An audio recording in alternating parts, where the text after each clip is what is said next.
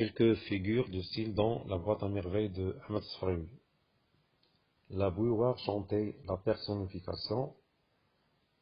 Alors, la bouilloire, c'est-à-dire on a donné, si vous voulez, ou bien on a considéré la bouilloire comme une personne. Ça veut dire la bouilloire chantait. Alors, la personnification. Pour y renaître, il fallait d'abord mourir. Ici, c'est l'antithèse. Alors, vous avez renaître et vous avez le verbe mourir. C'est-à-dire, ce sont des contraires.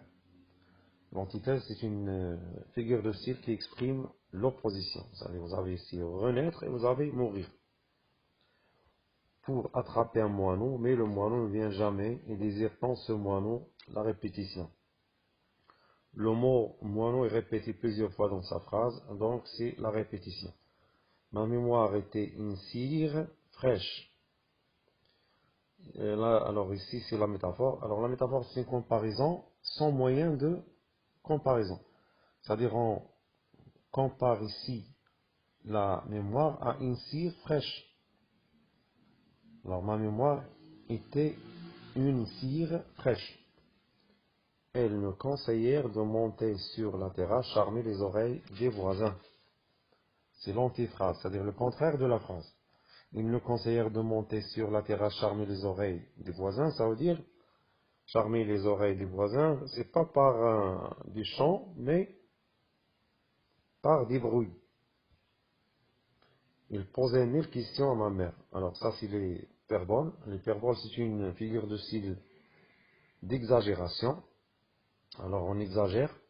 Il posait 1000 questions. Alors il ne peut pas poser 1000 questions à la fois, mais c'est une exagération, c'est ce qu'on appelle l'hyperbole.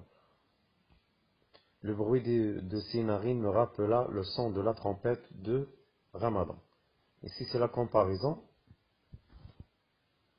Pardon? Oui, c'est la comparaison. Le bruit de ses narines me rappela le son de la trompette. Alors, le bruit de ses narines, c'est comme une trompette de Ramadan. Autour de moi rôdaient les genoux, les démons noirs invoqués par la sorcière. Ça, c'est ce qu'on appelle la périphrase.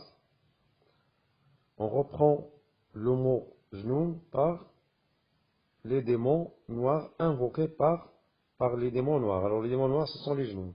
Alors, autour de moi rôdaient les genoux, ça veut dire les démons noirs invoqués par la sorcière. Alors, j'espère que vous avez apprécié la leçon d'aujourd'hui. Portez-vous bien et à la prochaine.